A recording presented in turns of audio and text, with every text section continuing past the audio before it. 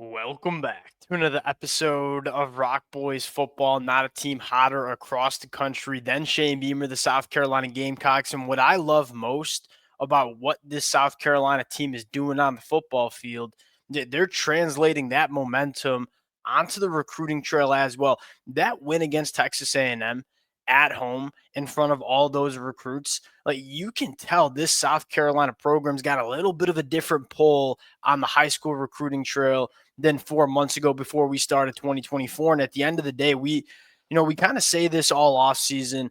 There's always that handful of teams that you just look at and say, man, if I was a 17-year-old kid who was a stud athlete, which I am certainly not, many of y'all know that, I would want to go play for Shane Beamer in South Carolina. That seems to be one of those programs that we're kind of seeing over the last couple of weeks. I think these kids know South Carolina is going in the right direction. I think there's not many head coaches I'd rather play for than Shane Beamer. And you can kind of see that kind of resulting with a lot of activity on the recruiting trail.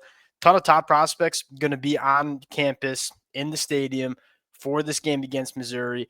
Want to take a look at a couple of these names, and as signing day approaches in the next couple of weeks, what guys can South Carolina flip late in the process? Fired up to get into this one. Now, before we do, and as always, the South Carolina fans, man, it's been a blast talking this team in 2024. The amount of support y'all continue to show, it's amazing. Appreciate you guys. If y'all do enjoy the content, consider subscribing to the channel.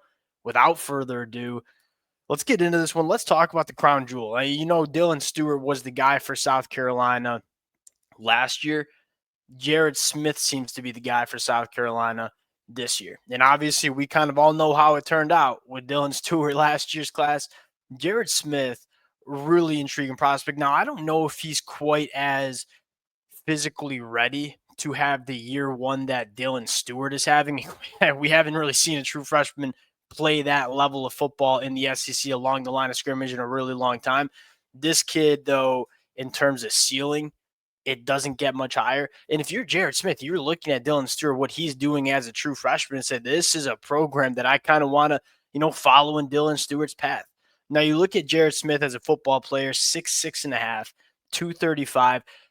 These kind of kids don't grow on trees. He's extremely explosive off the line of scrimmage, has a ton of length in the arms. Now you look at Jared Smith and say, I don't think he's fully tapped in to all those physical traits that you see. If you're South Carolina, you're okay with that. Like, hey, we're going to get him on campus, get that body right, put a little bit more weight on the frame, and teach him how to use all the physical traits that the man upstairs blessed him with.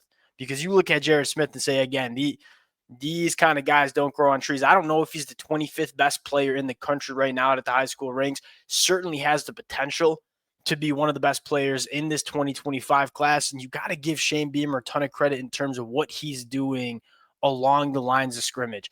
That offensive line had some growing pains. There's no secret about that. There's a lot of young talent, and this offensive line is getting better as the season goes on. Then you look at the defensive line and say, all the work that South Carolina has put in on the recruiting trail in the transfer portal to get that front seven, that defensive line up to snuff, it's paying off. This is one of the best defensive lines, not only in the conference, but in the country. And there's no doubt in my mind that is a massive contributor to all the success South Carolina is having on the football field.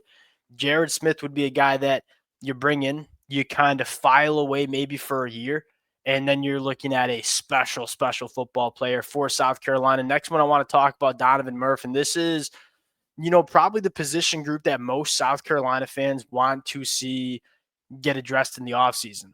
Now, Donovan Murph's kind of an interesting cat. He was a 2026er, reclassified to 2025. I'm okay with the reclassification because this kid, you turn on the high school film and say he's ready to go to the next level. He probably doesn't need another year in high school.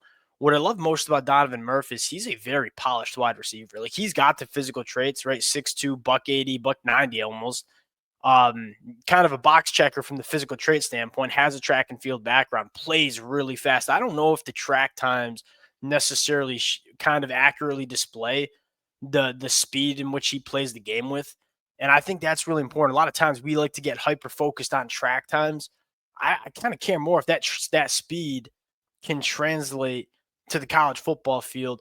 Donovan Murph's speed seems like it does. And I think secondly, There's a lot of different ways you can get him involved. I think he specializes in terms of working vertically. There's just not a lot of defensive backs that are big and fast enough to run with him vertically down the field. But what he can do after the catch, that's big time too. And that's kind of the two ways South Carolina has really liked to build their passing attack. It's either yards after the catch or working the ball vertically down the field.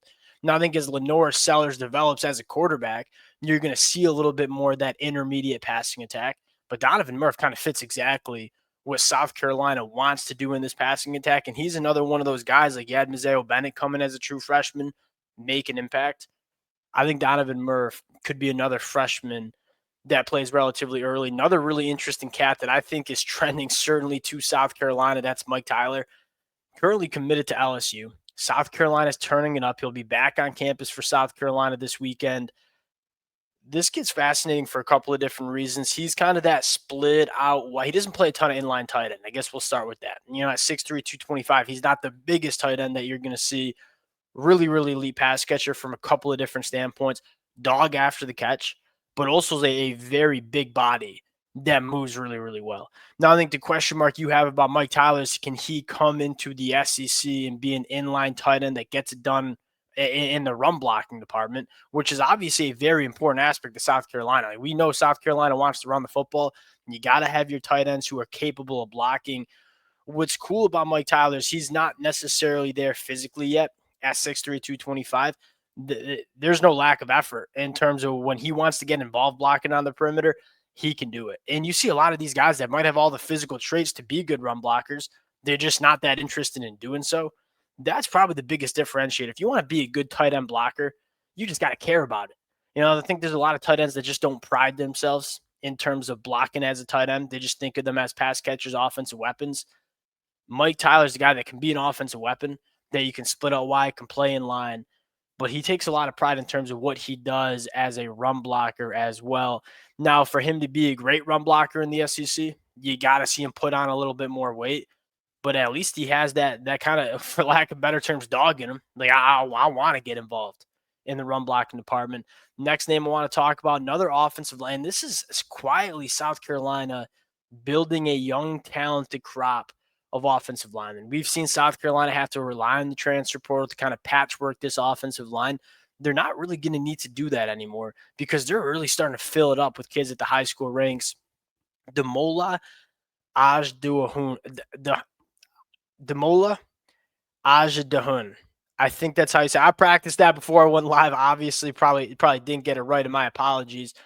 Like this kid a lot. And I think what's fascinating about this kid is he's been at South Carolina seemingly almost pretty much every home game South Carolina plays.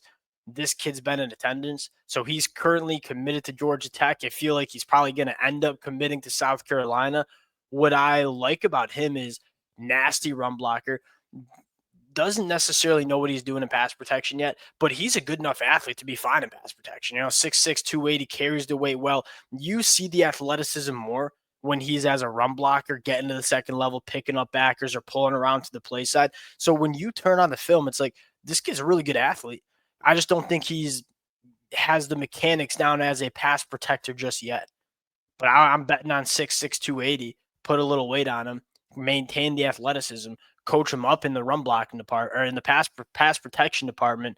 Say this kid could be a damn good offensive tackle for South Carolina, and you want to get these kids from the high school ranks. We all know how hard it is to address the offensive tackle spot in the transfer portal.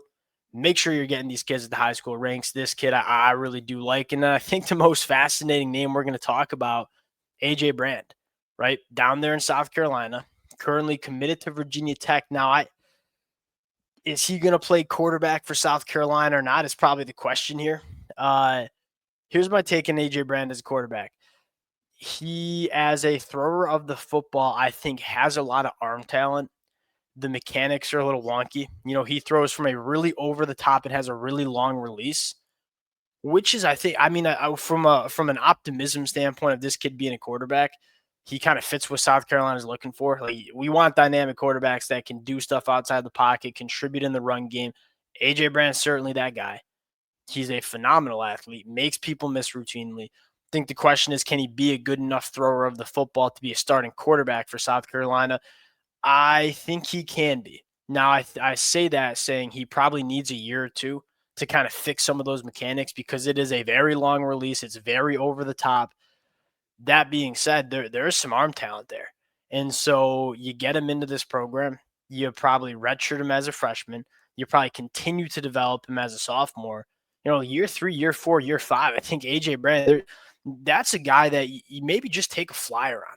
And it might be that he spends his first 2 years at South Carolina in the quarterback room, doesn't necessarily work out. You change him to a wide receiver. I think he could be a very good wide receiver. When this kid has the football in his hands, like there's a lot to like in terms of what he brings to the table, maybe even a running back because he's got a thick lower half. Go bet on athletes. This kid's a really good athlete. And if he doesn't work out at quarterback, he's going to work out at some other position. I feel pretty damn confident saying that. That's my take on AJ Brand. Again, I would expect South Carolina to really heat up on the recruiting trail because it does seem like a team that I normally just put myself in these high school recruit shoes and say, where do you want, where the program's going in the right direction? Where are the programs with coaches that I want to go play for? They ain't many coaches that I'd rather go play for than Shane Beamer. And I think that is resonating for a lot of these high school kids on the recruiting trail. We'll see how it plays out. Wanted to get on, talk a little bit about South Carolina, not only on the football field in 2024, but the momentum that they are building as well. Appreciate you guys rocking with it. If y'all do enjoy the content, consider subscribing to the channel. Appreciate you guys. We'll talk to y'all later. Peace.